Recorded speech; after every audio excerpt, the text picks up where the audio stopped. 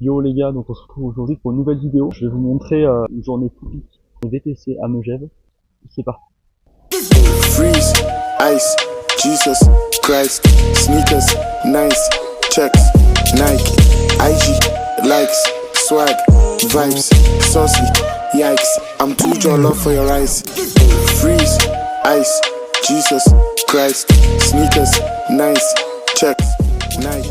Je vous jure, ça fait trop du bien d'avoir une journée ensoleillée comme ça. Ça faisait longtemps qu'on n'en avait pas eu. Ce qu'on va commencer à faire, c'est aller charger la voiture. Donc pour ça, je vais me garer à côté de la médiathèque de Megève. Pendant que ma voiture charge, je réfléchis au contenu que je vais vous délivrer.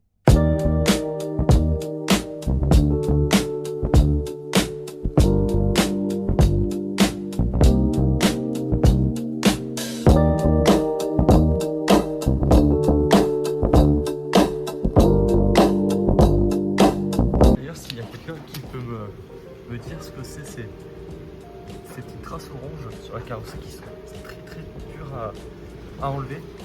J'en ai un petit peu partout sur la voiture, si vous savez ce que c'est. Maintenant, j'aimerais un petit peu parler de la rentabilité de l'activité de VTC.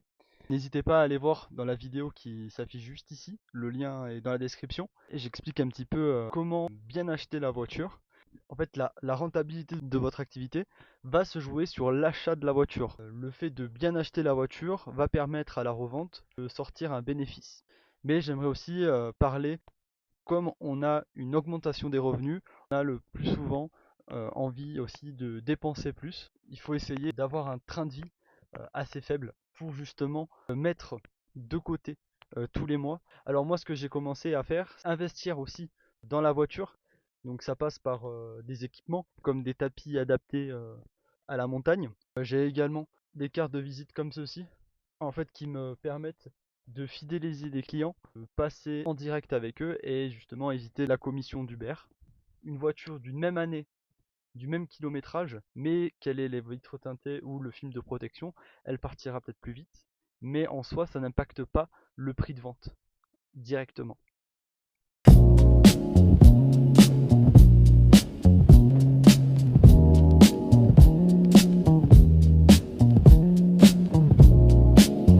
Donc maintenant on va aborder le statut juridique pour se lancer dans le VTC. Donc il y a deux possibilités: créer une société ou bien se lancer en auto-entrepreneur. C'est le régime de la micro-entreprise. Moi, j'ai opté pour la micro-entreprise car ce statut est adapté à ceux qui ont peu de coûts générés par l'activité. À savoir que j'ai choisi également ce statut car il m'a permis de me lancer facilement. Les démarches sont simplifiées. À savoir que l'imposition était de 24%, mais est passée en 2026 à 26%.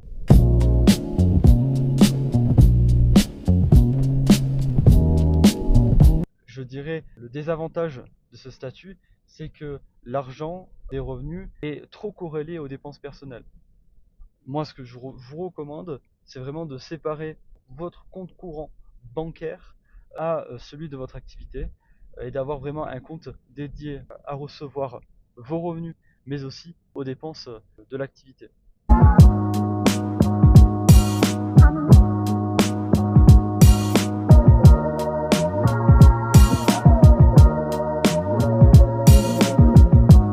J'ai pas pu après la pause déjeuner parce que j'ai eu directement une course. Je devais vite me dépêcher dans Chamonix. En fait, je m'étais garé dans un parking de supermarché. N'ayant pas consommé au supermarché, j'étais bloqué à la barrière, donc j'ai dû aller vite au supermarché et puis ressortir avec le ticket d'achat. Mais c'est bon, je l'ai eu, la cliente est satisfaite, donc c'est tout good.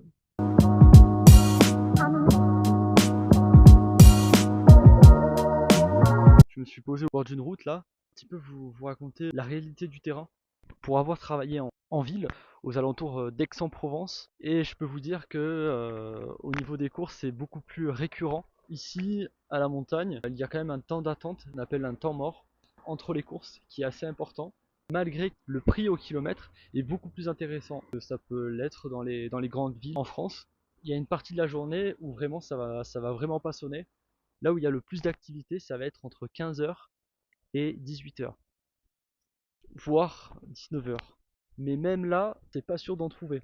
Après, il y a quand même un côté plaisant à conduire. Si vous aimez beaucoup conduire, je pense que cette activité, vous pouvez prendre du plaisir à faire. Et je voulais aussi également vous dire que comparé à Aix-en-Provence, le superchargeur de Tesla est de moitié prix. On passe d'une vingtaine d'euros pour faire la recharge complète à pratiquement 10 euros pour passer de 10% à 80%.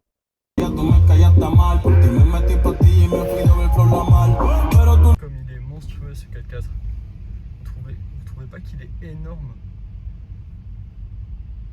Il prend littéralement toute la route.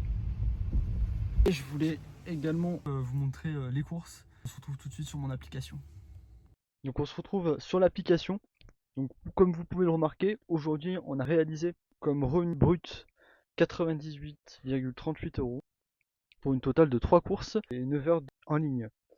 On est à la moitié de l'objectif. Donc voilà, je voulais vous montrer que c'était pas toujours évident de faire 200 ou 250 comme je peux faire en une journée.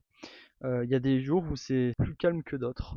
Comme hier, 72 euros pour 2 courses, 13 heures en ligne. Cela compte quand je laisse l'application tourner. Donc ça déjà c'est mon profil. Comme vous pouvez le constater, ça fait 1 an et 5 mois, mais en réalité ça fait 6 mois que j'ai commencé VTC. Ça a comptabilisé 1 an et 5 mois car j'avais commencé en Australie en faisant Uber Eats. Voilà, je voulais vous montrer un petit peu les courses. Donc un total de 25 euros pour 5 km, 50 euros pour 16 km pour faire Saint-Gervais-les-Houches. Donc les Houches juste avant Chamonix. Saint-Gervais avec 2 euros de pourboire qui a été fait pour 3,37 km. Donc c'est des très belles courses. Mais comme vous voyez, il y a aussi des courses annulées. Donc voilà, je voulais un petit peu vous montrer comme elle aussi excellente. 13 km, 47 euros. Ou encore 25 euros pour 5 km. Voilà, ce sont des courses qui restent intéressantes.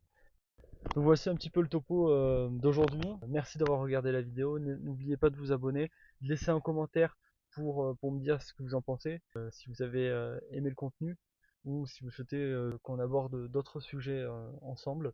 Et puis à bientôt. Ciao.